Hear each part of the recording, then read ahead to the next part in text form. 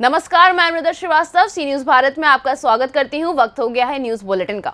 Bulletin में खबरों की शुरुआत करेंगे और जानेंगे कहां फर्जी नंबर प्लेट लगी गाड़ी में सवारी कर रहे थे डिप्टी कलेक्टर। आगे जानेंगे कहां 7 वर्षीय बालिका की हुई मौत और दुष्कर्म की जताई गई आशंका।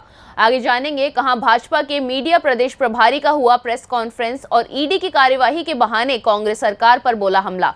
ऐसी ही तमाम खबरों पर आइए विस्तार से करते हैं चर्चा। अमरोहा में नीली बत्ती और बड़े अक्षरों में लिखे एसडीएम इनोवा गाड़ी का उपयोग कर रहे थे डिप्टी कलेक्टर सुधीर कुमार सिंह। पंचायती राज विभाग से संबद्ध है इनोवा गाड़ी प्रशासनिक कार्यों में कर रहे थे उपयोग। फर्जी नंबर लगी गाड़ी में डिप्टी कलेक्टर सवारी कर रहे थे, जिसकी शिकायत होने के बाद हरकत में आए डीएम बीके त्रिपाठी ने एआरटीओ को जांच सौंप दी। जांच में फर्जीवाड़ा मिलने पर उन्होंने ठेकेदार की फर्म को न सिर्फ ब्लैक लिस्ट करने को कहा, बल्कि प्राथमिकी पंजीकृत कराने के भी निर्देश दिए हैं। आज जो आपने कलेक्टेड में एक मुद्दा उठाया है सड़क सुरक्षा अभियान को लेकर और एक गाड़ी को लेकर जो फर्जी नंबर प्लेट के चले, क्या मामला है पूरा सर? ये दरअसल शासन के द्वारा जो जिला सड़क सुरक्षा समिति की बैठकें होती थी वो पहले वर्ष में 4 होती थी। अब शासन द्वारा उसमें परिवर्तित करते हुए वर्ष में 12 बैठकों का प्रावधान किया गया, क्योंकि प्रदेश के अंदर बड़ी संख्या में सड़क दुर्घटनाएं हो रही हैं और उसमें लोगों की मृत्यु हो रही है। सामान्यतः उसके अंदर सड़क सुरक्षा के अंदर एक जो बिल्कुल मोटिव है, जो 15 नवंबर 2022 को एक लास्ट डेट है, वो हाई सिक्योरिटी रजिस्ट्रेशन प्लेट की है। तो एक्चुअल में ये गाड़ी कलेक्टेड में खड़ी हुई थी जिलाधिकारी महोदय के कार्यालय के बाहर पार्किंग में। तो इस पर जो नंबर प्लेट लगी हुई थी वो हिंदी में लिखी हुई थी। तो सरकारी विभागों में बहुत तरह की गाड़ियाँ चलती हैं, कुछ सरकार की अपनी गाड़ियाँ हैं, कुछ गाड़ियाँ सरकार के द्वारा ठेके पर ली जाती हैं। वो हिंदी में नंबर लिखा होने के कारण, क्योंकि हिंदी में नंबर गाड़ी की नंबर प्लेट पर नहीं लिखा जा सकता, तो मेरे द्वारा एम परिवहन ऐप पर जब उसको नंबर को डाल करके चेक किया गया तो एक नई चीज़ निकल के आई कि उस गाड़ी का नंबर ही नहीं था वो इनोवा का, वो एक मारुति बलेनो गाड़ी है, मॉडल मारुति का बलेनो है, उसका नंबर प्लेट था, लेकिन वो वहाँ पर इनोवा पर लिखी हुई थी।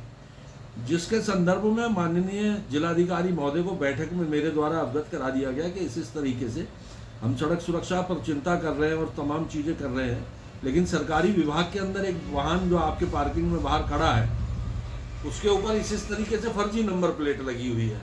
तो उस पर जिलाधिकारी महोदय ने तुरंत जो है उस पर एसडीएम साहब को, जिनके अधीन वो वाहन है, उनको बुलाया और कहा कि इसका अनुसंधान करें, उसको देखें कि ये गाड़ी में क्या चीज़ है, और अगर ये सही है तो इसके ठेकेदार को ब्लैकलिस्ट करते हुए इसके खिलाफ FIR कराएं।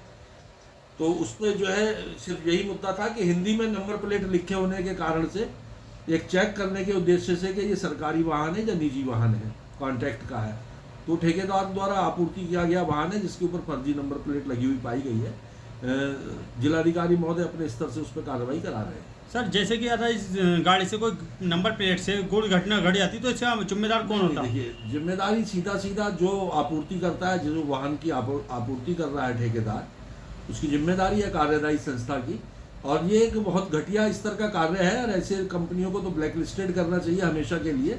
ऐसे लोग, जहाँ देखिए जो व्यक्ति सरकार को फर्जी गाड़ी देने से नहीं चूक रहा, वो पब्लिक के साथ कैसा व्यापार करता होगा ट्रांसपोर्टर। तो मैं तो यही अनुरोध करूंगा जिलाधिकारी महोदय से कि इनको ब्लैक लिस्टेड ही नहीं किया जाए, इनके वाहनों की पूरा अनुसंधान और जांच हो और ऐसे लोगों के खिलाफ सख्त कार्रवाई हो। जी सर, जो एक कल गाड़ी का मामला उठाया फर्जी प्लेट का, उसका आप क्या कहना चाहेंगे उस बारे में? इसमें जो ARTO हैं प्रवर्तन के, उनको जांच करके आख्या भेजने के निर्देश दे दिए गए हैं और संभवतः आज शाम तक जांच रिपोर्ट आ जाएगी। इसके बाद आपको विस्तार से बता दिया जाएगा। सर, जैसे कि गाड़ी थी, अगर इसमें कोई हादसा हो जाता है इस नंबर प्लेट के जरिए, तो उसमें क्या कार्रवाई होती है? देखिए, क्या हो जाता वो विषय नहीं है, समझ रहे हैं ना। मेरी कब से चल रही थी, मतलब क्या कब से चल रही थी गाड़ी? उन्हें जांच के लिए भेजा हमने है, पहले तो ये मालूम चल जाए कि क्या है, कोई कमी है कि नहीं कमी है, समझ रहे हैं ना। पहले तो इसमें क्लियर ये हो जाए कि कोई कमी है भी कि नहीं कमी है, ऐसी ही मतलब ये बातें आ रही हैं, तो इसमें आंखें आने दीजिए, थोड़ा धैर्य रखें आप लोग। हाँ, अमरोहा से कैमरा पर्सन पुरुषोत्तम कुमार के साथ गौरव श्रीमाली की रिपोर्ट। आजमगढ़ थाना कंधरापुर में 7 वर्षीय बालिका की मौत, दुष्कर्म की आशंका। थाना कंधरापुर के आजमपुर गांव में बीती शाम स्थानीय निवासी ध्रुव शर्मा के 7 वर्षीय बच्ची गंभीर हालत में मुरली बाबा के स्थान के पास तड़पती मिली। आनन फानन में पुलिस को सूचना देते हुए ग्रामीण स्वास्थ्य केंद्र ले गए, जहां पर बच्चे की मौत हो गई।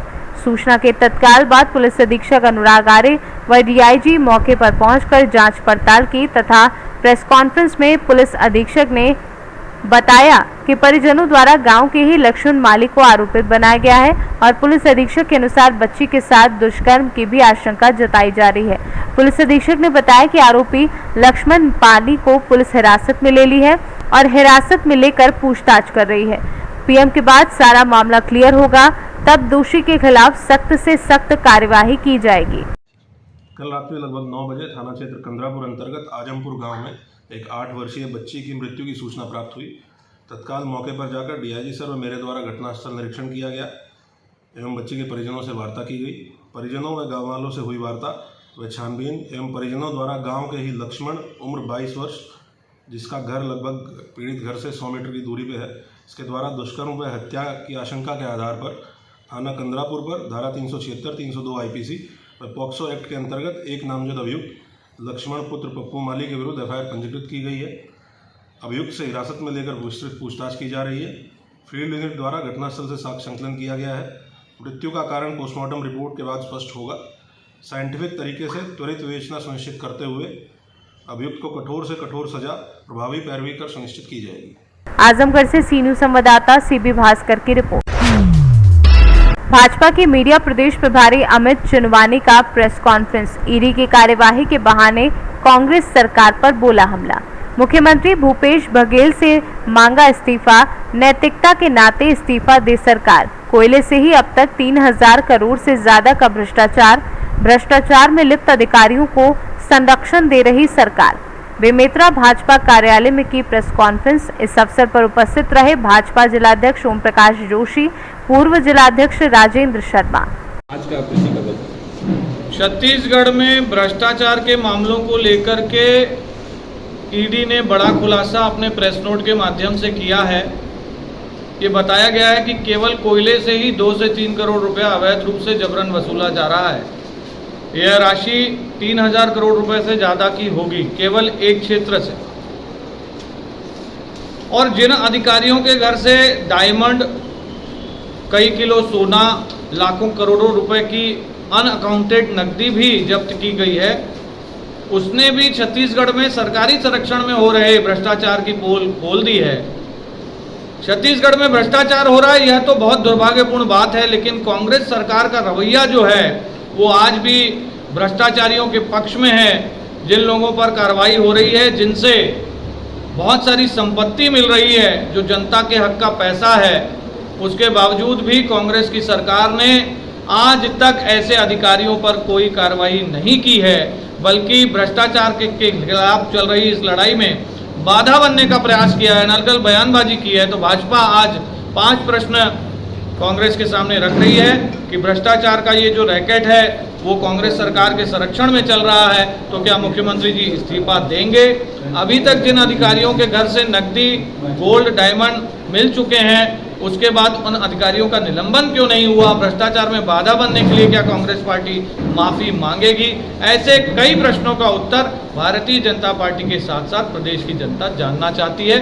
और भारतीय जनता पार्टी छत्तीसगढ़ के युवा का, किसानों का, आदिवासियों का, महिलाओं का हक का पैसा भ्रष्टाचारियों को लूटने नहीं देगी, चाहे किसी भी हद तक जाना पड़े। बेमेतरा से सी न्यूज संवाददाता संजू जैन की रिपोर्ट। मुख्यमंत्री बघेल वीडियो कॉन्फ्रेंसिंग के जरिए राज्य सरकार की 3 महत्वाकांक्षी योजनाओं राजीव किसान न्याय योजना, गोधन न्याय योजना और राजीव गांधी ग्रामीण भूमिहीन कृषि मजदूर न्याय योजना के तहत लाभार्थियों के खाते में 1866 करोड़ 39 लाख रुपए का ऑनलाइन ट्रांसफर किया। गौरतलब हो कि जिला सहकारी केंद्र में जब राज्य सरकार के द्वारा किसानों के खाते में पैसा डाला जाता है, तब दूसरे दिन में बैंकों में लगती है भीड़।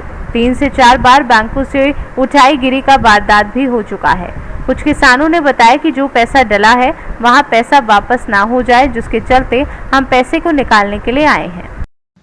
कानून व्यवस्था पूरा छत्तीसगढ़ में भी लचर व्यवस्था है। हमारे बेमेतरा की स्थिति तो और ज़्यादा गंभीर है।